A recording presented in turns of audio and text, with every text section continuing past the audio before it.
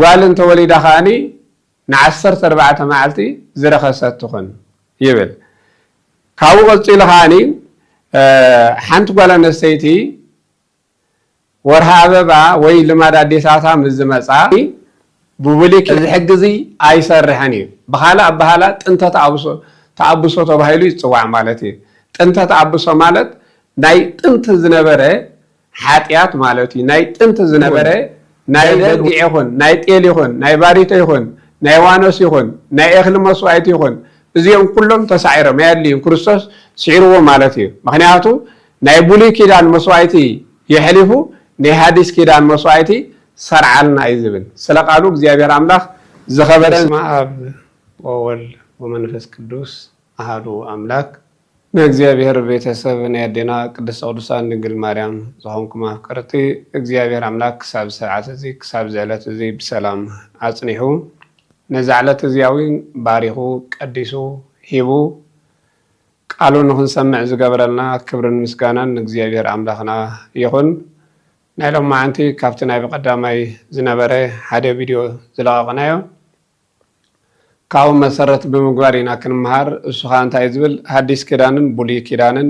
ፍልልዩ እንታዩ ሐዲስ ኪዳን ምስመፀ ብሉይ ኪዳን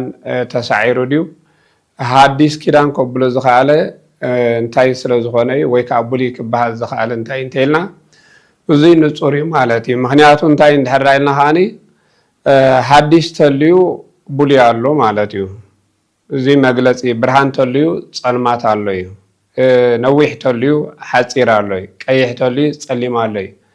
እዚ ንዝኾነ ነገር ደቂ ሰባት መግለጺ ዝጥቀምሉ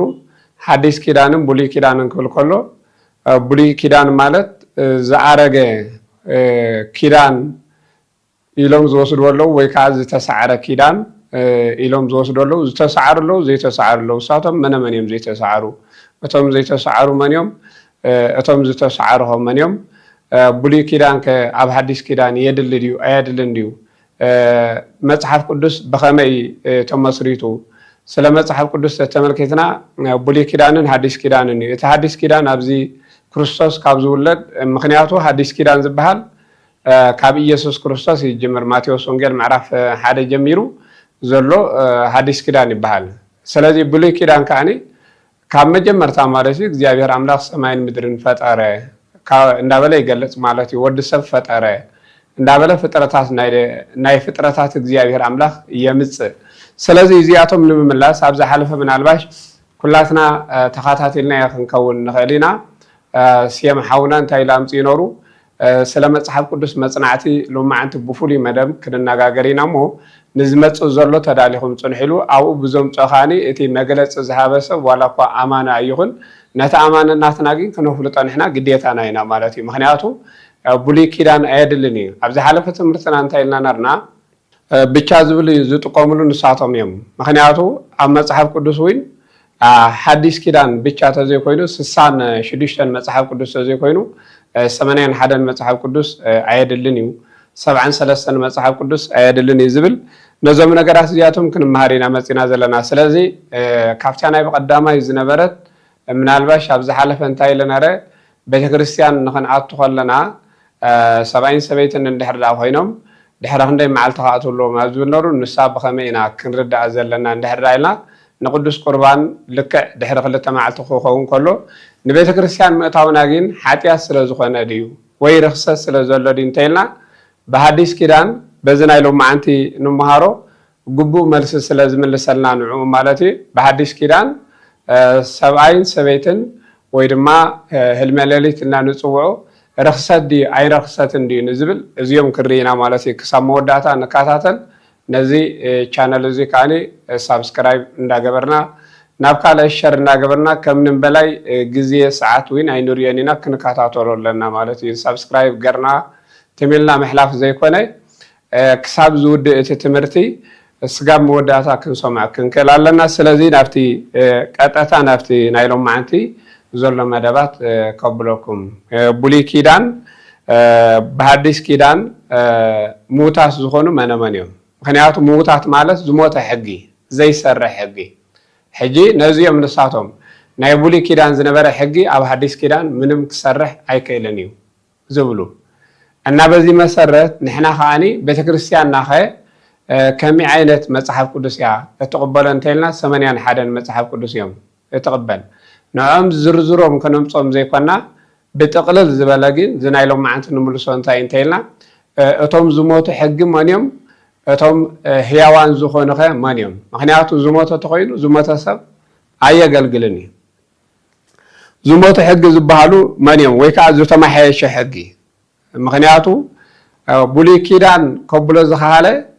حديث سلازمصايو كيدان مالت وعلو سممعيو እግዚአብሔር አምላኽና በቡሊ ኪዳን ምስ ብዙሓት አቦታትና ውዕል እንዳአተወ መጽዩ በሐዲስ ኪዳን ካኒ ፍጻሚው ኢየሱስ ክርስቶስ ሐዲስ ኪዳን መጽሐፍ ቅዱስ ሐዲስ ኪዳን ቡሊ ኪዳን ተባይሉ ጽዋ መጽሐፍ ቅዱስ ስለዚህ እዚ መጽሐፍ ቅዱስ እዚ ሐዲስ ኪዳን ከብሎ ዘኻለ ቡሊ ስለዘለዩ ሐዲስ ዝተባሃለ ወይን ቡሊ ስለዘለዩ መግለጽ ይልና ከምታ አቀዲምና ዝበልናዮ ቡሊ ኪዳን ያደልኒ እንተይልና ጻልማታ ያደልኒ እንተይልና ብርሃን ከመሆኑ በከመይ ክንፈልጦ ንኽእል ምክንያቱ ሓጸርታ ያደልኒዮም እንተይልና ነዋሕት መሆኑ በከመይ ክንፈልጦ ንኽእል ቀያሕቲ ጸለምታ ያደልኒዮም እንተይልና ቀያሕቲ ሰባት በከመይ ክንፈልጦ ንኽእል መግለጽ ነቲ መግለጽ ንሱ እዩ ስለዚ ተባዕታይ ተይልና አንስታይ ግዴታ አሎ ማለት እዩ ተባዕትዮም ዘድልዩ ኣብ ዓለም እንተይልና ደቂ ኣንስትዮ ኣየልያን እንተይልና በከመይ ሰብ ክራባሕ ይኽእል ወይ በከመይ ክነብር ይኽእል እና በዚህ መሰረት ንኩሉ መግለጺ ቡሊ ኪዳን ሐዲስ ኪዳን ኢላ ቤተክርስቲያንና ኣብ ክልተ ከፊላትላ ነዚ ነገራት እዚ እንድሕር ተመልኪትናዮ እዚ ነገራት እዚ መነመንዮም ዝሞቱ ሕጊ ኣለው ዝተሰዓሩ ሕጊ ኣለው ሙታት ተባሂሎም ማለት እዮም ዝጽውዑ ኢየሱስ ክርስቶስ ሙሉእ ብሙሉእ ብዝሰዓሮም በቡሊ ኪዳን ዘገልግሉ ዝነበሩ ኣብ ሐዲስ ኪዳን ግን ሙታት ዝኾኑ ሕጊ መኻኽሰርሑ ዘይኽእሉ ክጠቕሙ ዘይኽእሉ ተመሓይሹ ዝመፀ ሐዲስ ኪዳን ተመሓይሹ ዝመፀ እንተይልና ንመን የመሓይሽዎ ሐዲስ ኪዳን ነየናይ ኣመሓይሽዎ ንዝብል ቤተክርስቲያንና 81 መጽሐፍ ቅዱስ ካብ ኦሪት ዘፍጥረት ስጋብ ራእየ ዮሐንስ እያ ትጥቀመሉ ስለዚህ ናቦም ከብለኩም ኩላትና ንካታተሎ ተኻታቲልና ኻኒ ነቶም መጽሐፍ ቅዱስ ቡሊ ኪዳን ኣየድልዮም ዝብሉ ሰባት ሸሪልና ከነብጽሓሎም ኣለና ከምዘድሊ ማለት እዩ ስለዚህ ሐዲስ ኪዳን ግን በሐዲስ ኪዳን ሙታት ዝኾኑ መነመን እዮም ነዚ ጠቕሶ ኮነና ዝኽእል ማቴዎስ ወንጌል ምዕራፍ 5 ቁጥር 17 ጎይታናን መድኃኒናን ኢየሱስ ክርስቶስ ከምዚ ኢሉሎ ማለት እዩ ንሕጊ ሙሴን ነቢያትን ክስዕሮም ኣይኮንኩን መጽየ እንታይ ደኣ ክፍጽሞም የመጽ ስለዚ ኢየሱስ ክርስቶስ ናብዚ ዓለም እዚ ዝመጸ ናይ ነቢያት ትንቢት ክፍጽም ይመጽዩ ናይ ነቢያት ዝተነበይዎ ክፍጽም ይመጽዩ ሕጊ ሙሴ ክፍጽም ይመጽየ ክፍጽም ዳእምበር ክስዕር ኣይኮንኩን መጽየ ስለዚ ነቢያት ዝተነበይዎ ትንቢት ነቢያት ብሙሉኦም ዝተነበይዎ ትንቢት ፍጻሜ ዝረኸበሉ በሐዲስ ኪዳን እዩ ፍጻሜ ዝረኸበሉ በኢየሱስ ክርስቶስ እዩ ስለዚ በዚ መሰረት ኣብዚኦም ግን ዝተወሰኑ ሙታት ዝኾኑ ሕጊ ኣለው እዚኣቶም ከም መነመን እዮም ንዝብል ክርዮም ኢና ማለት እዩ ስለዚ ጎይታ እንታይ ኢሉሎ በሐዲስ ኪዳን ንሕጊ ሙሴን ነቢያትን ክስዕሮም ኣይኮንኩን መጽየ እንታይ ደኣ ክፍጽሞም እየ መጽየ ስለዚ ኢየሱስ ክርስቶስ ዝመጸ ሕጊ ናይ ሙሴን ትንቢት ናይ ነቢያትን ክፍጽም ይመጽዩ ክስዕር ኣይኮነን መጽዩ በዚ ቃል እዚ ካብ ሐዲስ ኪዳን ወስዶ ቡሊ ኪዳን ኣየድልን እንተይልና ክፍጽም ዳእምበር ክስዕር ኣይኮንኩን መጽየ ስለዝበለ ስለዚ ዝተወሰኑ ነጥብታት ግን መነመን እዮም ንዝብል እቲ ቀዳማይ በሐዲስ ኪዳን ፍጹም ዝተሰዓረ ከምታ ቀዲምና ዝበልናዮ መርገም እዩ በቡሊ ኪዳን መርገም ነሩ ርግማን ነሩ ሔዋን ጸበለስ ምስ በልዐት ኣዳም ምስ በልዐቶ ተረጊሞም ናብዚ ምድረ እዚ ፋይድ ወሪዶም ርግማን ነሩ እዚ ርግማን እዚ ካኒ ናብ ውሉድ ወለዶ ዝሓልፍ እዩ ብኣዳምን ሔዋንን ዝሓለፈ ዘይኮነ ናብ ሙሉእ ውሉድ ወለዶ ዝሓልፍ ኮይኑ ክሳብ ክርስቶስ ማለት እዩ ክሳብ ክርስቶስ እዚ ርግማን እዚ ነሩ ስለዚ በሐዲስ ኪዳን መርገም ርክሰት ዝበሃል የለን ማለት እዩ ስለዚ መርገም የለን ተሳዒሩ ርክሰት ካኒ የለን እንታይ ኮይኑ ተሳዒሩ መን ስዒርዎ ኢየሱስ ክርስቶስ ስዒርዎ نزي زسعرها يسوع كريستوس سلازي تبولي كده أنا يدلني زبهازلو زي مرجمن رخصتن برجس أيدلني أثناء صحاب قدوس جين أيدلنا يكونن سلازي ببولي كيدان حنت سبيتي يبل ببولي كيدان حنت سبيتي ودن دحردا وليدا ويدما قوالن دحردا وليدا إلو ودن توليدا نشوعت معلتي زرخصات تخوني بل قوالن توليدا خاني نعسر تربعة معلتي زرخصات تخون يبل كاو قلتي لخاني حنت قوالن السيتي ورها بابا وي لماذا ديساتا مزمصا ببولي كيدان يزبزلو خيجزي بحديث كيدان ازي يلن ورها بابا وي دما لماذا ديساتا وي بخالاو قانقاوين فريد يلنا نصوع مزمصا فصيما كتركس ايتخيلنيا بمن بحديث كيدان ببولي كيدان ግን እንታይ አነራ ዘሰብዚያ ረክስቲ አነራ ንሳቆፍ ዝበለተ ይኹን ንሳ ዝተጠቀመቱሉ ንብረት ይኹን ኩሉ ነገር ቅዱስ ነገር እንታይ ይግበር ይዝብል አይተንኪ ይብል እዚ ቡሊ ኪዳን ቡሊ ኪዳን ኮም ይብል በሐዲስ ኪዳን ግን ፈጽማ ክትረክስ አይተኸልኒያ ጓል ትውለድ ወድ ትውለድ ወርሃ አበባ ለማዳዴታታ ይምጻያ ጓለነሰይቲ ረክሰት ዝበሃል የብላን ተሳይሩ በመን ተሳይሩ በኢየሱስ በሐዲስ ኪዳን ተሳይሩ ስለዚህ ቡሊ ኪዳን አይደልኒ ዝበለ እነዚህ ነገራት እዚ ብርግጽ አይደልኒ ማለት አይደልኒ እዚ ነገራት እዚ ሓንቱ ጓለነሰይቲ رخصتي أخذ بحال يتخليها مسكال كتسالم تخليها حراس تخون ويدما نعديتها يمسايا مسكال كتسالم قل إذا نقرأت زيالو برقص حوصوص عبلنا يسلن خيد إذا نقرأت زيالو حوصوص بلنا قل بيتكناتهم كوم عينات كلي إلي يأمني أنا مخنياتو مسكال كتسالم تخليها زخر كلا نقر يلن تايسلو زخونت رخصت بحال يبلان حراس تخون كاو خاني قصيلنا خاني حلو تبعتاي هلملاليت ويدما زنيت مسرايو بحديث كيدان فصيمو كركس ايكلني بوبلي كيدان جين نخندي نورو نعسران 4 ساعات زرخص يخون يزبل نعسران 4 ساعات قدوس ነገር ከየተንከፍ ስለዝብል በሐዲስ ኪዳን ግን እዝኑ ብለ ዘለና መርገምን ረክሰትን እንታዩ ተሳይሪ ማለት እዩ ስለዚህ ኣብዚ እንታይ ዝብል እዞም ዝበልናዮም ነገራት ይብል ኣብ ሐዲስ ኪዳን ግን እዚ ዝበልናዮ ነገራት ኩሎም ዞም ዝበልናዮም ነገራት ፈጽሞም እዚኦም ተሳይሮም እዮም ማለት እዩ ከነስተውዕለ ዘለና መንን ተሳይሮም መርገምን ረክሰትን ተሳይሮም እዚ ብቡሊ ኪዳን ዝነበረ ርግማንን ረክሰትን በሐዲስ ኪዳን ኢየሱስ ክርስቶስ ሲዕርዎ ማለት እዩ ነዚ መረጋገጽ ኾነና ዝኸልካኒ መጽሐፍ ቅዱስ እዩ ማለት እዩ መጽሐፍ ቅዱስ እንታይ ዝብል ኣብ ራእይ ዮሐንስ 22 ተመልኪትና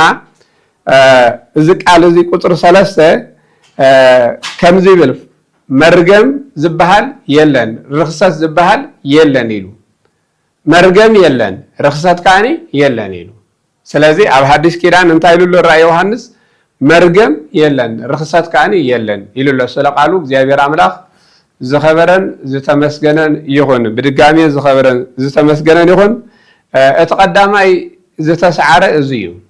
ተቀዳማይ ሒዝኩም ክትኮኑ ተስፋ ይገብር እዚ ተሳዒሩ እቲ ካልኣይ ከመን ተሳዒሩ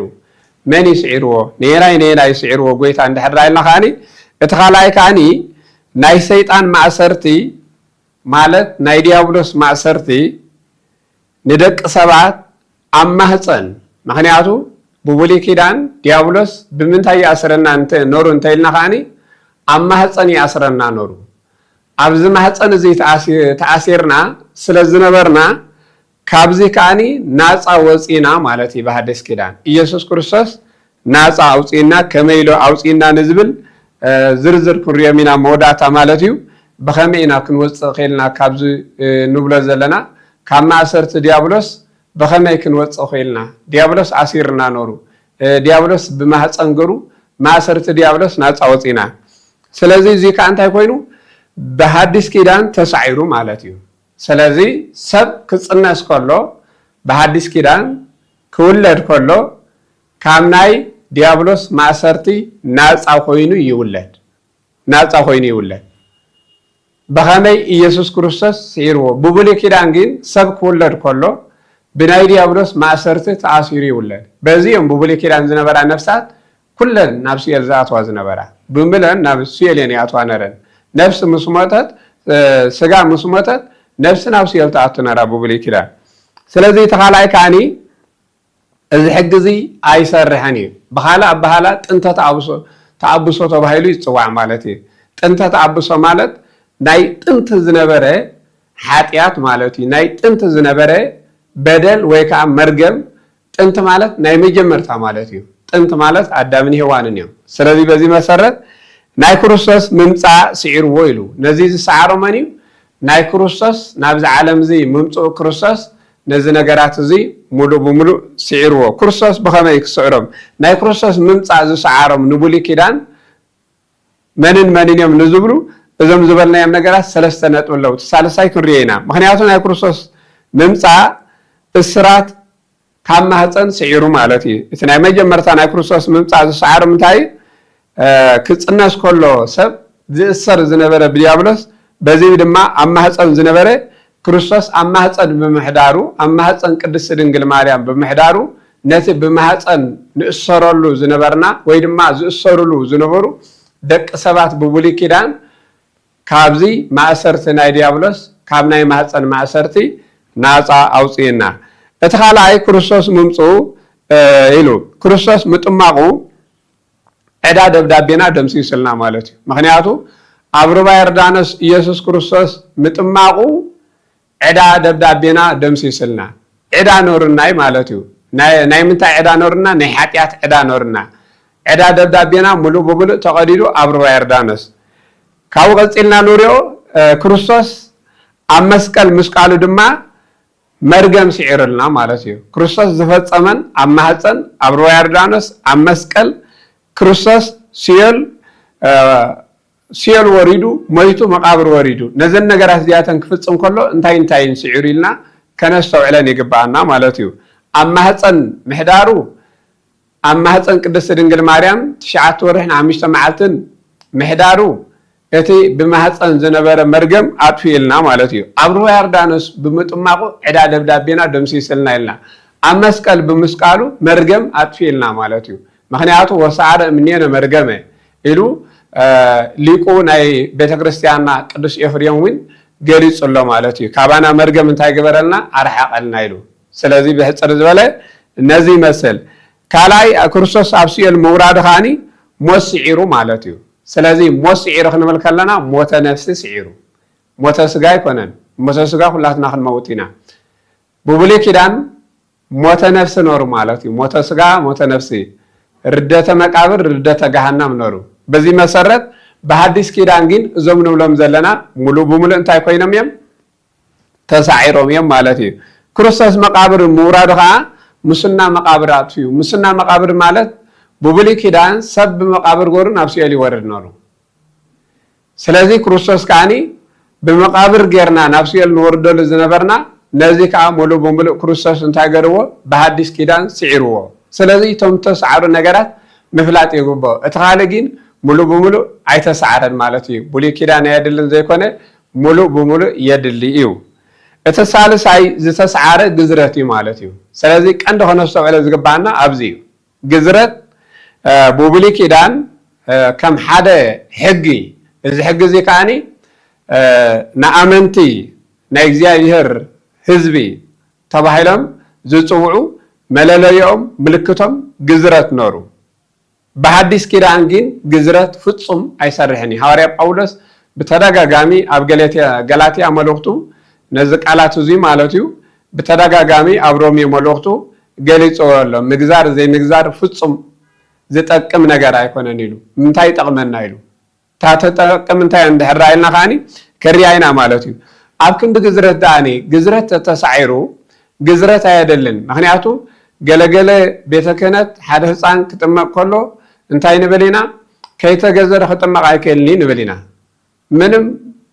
ዝጠቅም ነገር ኣይኮነን ይገዘር ኣይገዘር ንዑ ኣብ ክንዱ ተተኪኡ ዘሎ መኒ ጥምቀት እዩ ማለት እዩ ጥምቀት ውልድነት ተተኪኡ ማለት እዩ ስለዚ ግዝረት ብብሉይ ኪዳን የገልግል ነሩ ህዝቢ እግዚኣብሔር ይበሃሉ ነሮም ዝተገዘሩ ዘይተገዘሩ ከዓ ኣህዛብ ተባሂሎም ይፍለዩ ነሮም በዚ ምክንያት ክርስቶስ ነዚ እንታይ ገይርዎ ሙሉእ ብሙሉእ ስዒርዎ ማለት እዩ ዝተሰዓረ ሕጊ ዝበሃል ግዝረት እዩ ስለዚ ኣብ ብሉይ ኪዳን ዝነበረ ንኣብርሃም እግዚአብሔር ኣምላኽ ሕጊ ሂብዎ ነሩ ኣብ ኦሪት ዘፍጥረት ምዕራፍ 17 ተተመልኪትና ናትካ ህዝቢ ዝኾኑ ደቅኻ ደቅኻ ዋላ ምሳኻ ዝሰርሑ ኣገልገልትኻ ህዝበይ ክኾኑ ተኮይኖም ግዘሮም ኢሉ ኣቦና ኣብርሃም ኣብ 9 ዓመቱ እዩ ተገዚሩ ስለዚ በዚ ምክንያት ኣብርሃም ኣመነ ጽድቅ ተቆጸረሉ ዝበለ ቅዱስ ጳውሎስ ብእምነት በይና ኣይኮነን ከላይ ግዝረት ወሲኹ ነታ እምነት ግዝረት ወሲኹላ ኖሪ ኣብርሃም ግብሪ ወሲኹላ ስለዚ በዚ ምክንያት በሐዲስ ኪዳን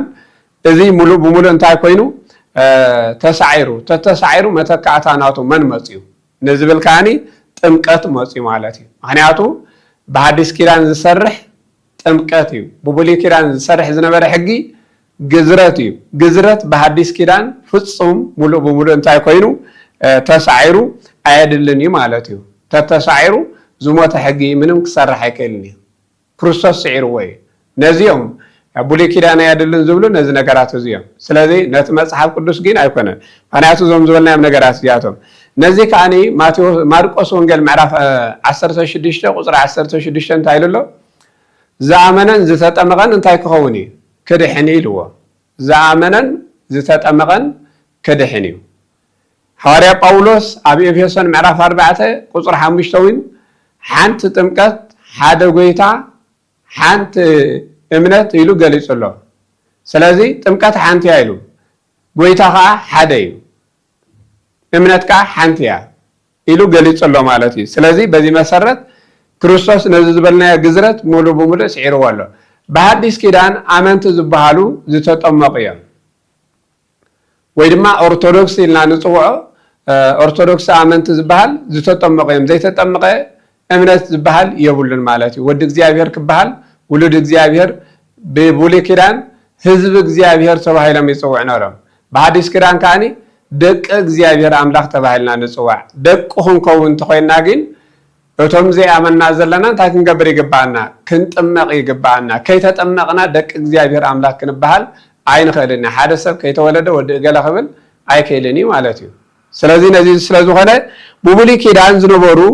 ብግዝረት ሰባት ህዝቢ እግዚአብሔር ክበሃሉ ከለዉ በሐዲስ ኪዳን ዘለዉ ድማ ሰባት ብጥምቀት ደቂ እግዚአብሔር ተባሂሎም ይጽውዑ ይዝብል ስለ ቃሉ እግዚአብሔር ኣምላኽ ዝኸበረን ዝተመስገነ ይኹን ብብሉይ ኪዳን ሕጊ ዝተመስረተ መቕታል ኖሩ ማለት እዩ ምክንያቱ እቶም ብብሉይ ኪዳን ዝተሰዓሩ መን እዮም ክርስቶስ ዝሰዓሮም መን እዮም እንተኢልና እቶም ዝሰዓሮም ኢና ንነግር ዘለና ሕጂ እቶም ዘይተሰዓሩ ሙሉእ ብሙሉእ መጽሓፍ ቅዱስ ኣይተሰዓረን ንብል ኣለና እቲ ንነግሮ ዘለና ሕጂ ግን እቲ ዝተሰዓረ መን እዩ ተሳዒሩ መን እዩ ዘየድሊ ኣብ ሐዲስ ኪዳን ኣብ መጽሓፍ ቅዱስ ዘሎ ኣብ መጽሓፍ ቅዱስ እኳ ኣሎ እዩ ግን ተሳዒሩ እዩ ስለዚ ብብሉይ ኪዳን እንታይ ኖሩ ሕጊ ምቕታል ኖሩ ንዝቐተለካ ቅተል ነይሩ ንሱ ኻኒ ንዝፈደየካ ሕነፍ ደዮ በኣንጻሩ ኖሩ በሐዲስ ኪዳን ግን እዚ ሙሉእ ብሙሉእ እንታይ ኮይኑ ተሳዒሩ ማለት እዩ ስለዚ ሓደ ሰብኣይ ካብ ሰበይቱ ብብሉይ ኪዳን ሓደ ሰብኣይ ካብ ሰበይቱ ወፃኢ ናብ ካልእ ሰበይቲ ምስ ዝኸይድ ብእሳት ተቃጺሉ ይመውት ኖሩ እዚ ብመኒ ብብሉይ ኪዳን እዩ በሐዲስ ኪዳን ግን ፍጹም ሰብዚ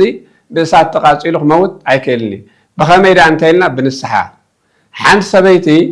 ብብሉይ ኪዳን ካብ ሰብኣይ ወፃኢ ምስ ካልእ ሰብኣይ ምስ ትርከብ ብዳርባ እምኒ ተቐጥቂጣ ትሙት ዝብል ሕጊ ኖሩ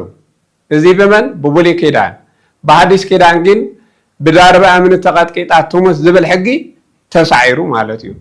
ዮሐንስ ወንጌል ምዕራፍ 8 ተተመልኪትና እንታይ ዝብል እንድሕራሪና ኣብዚ ቃል እዚ እንታይ ዝብል ኣብዚ ቃል እዚ ኢልዎ ዘሎ እዛ ሰበይቲ እዚኣ ክዙም ረኺብና እያ ንስኻ ከንታይ ትፈርዳ ምስ በልዎ ሓጢኣት ዘይብሉ ሰብ እምና ኣልዒሉ እንታይ ግበራ የቕተላ ኢልዎም እዚ ኣብ የሎ እንተኢልና ዘሌዋውያን ምዕራፍ 20 ኢና ንረኽቦ ማለት እዩ ስለዚ እዞም ዝበልናዮም ነገራት ብሙሉእ ማለት እዩ እዞም ዝበልናዮም ነገራት ብሙሉእ ዝሰዓሮም ክርስቶስ ኣለዉ ማለት እዩ ስለዚ ብብሉይ ኪዳን ዓይኒ ዘጥፈ ዓይኒ ይጠፍእ ኖሩ ዓይኒ ዘጥፈ እንታይ ይገብር ዓይኒ ይጠፍእ ኖሩ በሐዲስ ኪዳን ግን ሙሉእ ብሙሉእ እንታይ ኮይኑ ተሳዒሩ ማለት እዩ ብብሉይ ኪዳን ስኒ ዝሰበረ ስኑ ይስበር ኖሩ በሐዲስ ኪዳን ግን ስኒ ዝሰበረ ስኑ ኣይስበርን እዩ እንታይ ደኣ ካሓሳ ይኸሕስ بسقاو بحق منجستي كعسا يخحس مالتي بحق بيت كريستيان كا نسحياتو السبزي كريستوس بيت كريستيان نهاديس كيدانن نايبولي كيدانن يا زلاتنا ايبل مالتي بيت كريستيان ناي منتاي نهاديس كيدانن نايبولي كيدانن بيت كريستيان يا زلاتنا نعنا كابزي كاب حديث كيدان زيكونت كلتي አጣሚራ ምክንያቱ አብ ኤፌሶን ምዕራፍ ክልተ ተተመልከትና አመሰረት ነቢያት ታኒጽኩም መሰረት ነቢያትን ሐዋርያትን ታኒጽኩም አለሁም ይብለና ማለት እዩ ስለዚህ ዞም ዝበልና ያም ነገራት በቡሊ ኪዳን ዝነበሩ ሕግታት ሙሉ በሙሉ ዝተሰዓሩ እዚኦም ካል ዝተሰዓሩ ካንተ የምተልና አብ ኦሪት ዘሌዋውያን ምዕራፍ 1 ተተመልከትና መስዋዕቲ ቡሊ ኪዳን ዝበሃል ነሩ ማለት እዩ መስዋዕቱ ቡሊ ኪዳን በሐዲስ ኪዳን ፍጹም ክሰርሕ አይከልኒ እዚ መስዋዕቱ እዚ ከመንን እንተልና ካኒ ዝቃጸል መስዋዕቱ ነሩ ናይ እኽሊ መስዋዕቱ ነሩ ናይ ድሕነት መስዋዕቱ ነሩ ናይ ኃጢአት መስዋዕቱ ነሩ ናይ በደል መስዋዕቱ ዝበሃሉ ነሮም እዚኦም ካብ ምንታይ ዝተዋጽዮም እንተልና ካኒ ካብ እንስሳ ዝተዋጹ ካብ እኽሊ ዝተዋጹ ከከም ኃጢአቱ ሰብ ናብቲ ቤተ እግዚአብሔር ዝነበረ ናይ ቡሊ ኪዳን መስዋዕት ዝቆርበሉ ሊቀ ካህናት ዝቆርበሉ ዝነበረ ዝቆርቡ ነሮም እዚአቶም በሐዲስ ኪዳን ፍጹም ተሳዒሮም እዮም ማለት እዩ ስለዚ ቤተ ክርስቲያንና በሐዲስ ኪዳን ተስውኦ መስዋዕት ናይ ምን መስዋዕት ናይ ኢየሱስ ክርስቶስ ስጋው ደሙ ተዘይኮይን እምበር ናይ ላም ይኹን ናይ በጊዕ ይኹን ናይ ጤል ይኹን ናይ ባሪቶ ይኹን ናይ ዋኖስ ይኹን ናይ እኽሊ መስዋዕት ይኹን እዚኦም ኩሎም ተሳዒሮም ያድልዮም ክርስቶስ ሲዒርዎ ማለት እዩ ምክንያቱ ናይ ቡሊ ኪዳን መስዋዕቲ ይሕሊፉ ናይ ሐዲስ ኪዳን መስዋዕቲ ሰርዓልና ይዝብል ስለቃሉ እግዚአብሔር አምላክ ዝኸበረን ዝተመስገነን ይሁን ስለዚህ በዚህ መሰረት ኩላትና ካብዚ ክርዶ ዘለና ካብዞም ዝበልናዮም ነገራት እቶም ዝተሰዓሩ ቀንድ ማለት በሐዲስ ኪዳን ዝተሰዓሩ ዘይድልዩ ሕግታት እዞም ዝበልናዮም ነገራት እዮም ናይ ቡሊ ኪዳን መስዋዕቲ በሐዲስ ኪዳን ጭራሽ አይደልን ማለት ቤተክርስቲያንና አቤተክርስቲያንና ዝስዋዕ መስዋዕቲ በጀካ ስጋ ወደሙ ተዘይኮይኑ ካለ መስዋዕት ዝቀርብ ንእግዚአብሔር አምላክ ቤተክርስቲያን የብላን ማለት እዩ ናይ እንስሳ መስዋዕቲ አውሽጥ ቤተክርስቲያን አብዛና ሐዲስ ኪዳን ክርስቶስ ዝመስረታ ቤተክርስቲያን ናይ እንስሳ መስዋዕቲ ናይ እንስሳ ደም አይተቀርብን ያ እዚ ክርስቶስ ሲዒርዎ ይሕልፍዎ ማለት እዩ ናይ ቡሊ ኪዳን ዝነበሩ ካህናት ወይ ተሳዒሩ ሆነቶም ማለት እዩ ቦቦ ሌዋውያን ተሳዒሮም ሌዋውያን እዮም ደግሞ ካህናት ክህነቶም ተሳዒሩ ማለት እዩ ስለዚ ክርስቶስ ዝሰዓሮ ነመን እንተይልና ነዞም ዝበልናዮም ነጥብታት እዩ ስለቃሉ እግዚአብሔር አምላክ ዝኸበረን ዝተመስገነን ይሁን በዚህ መሰረት ነዚ ሰሚዕና ናብ ካለት ይሕዋትና ማለት እዩ ሸርክ ንብሎ ይግባአና ወስብሃት ለእግዚአብሔር ወለወላዲቱ ድንግል ወለመስቀሉ ክቡር አሜን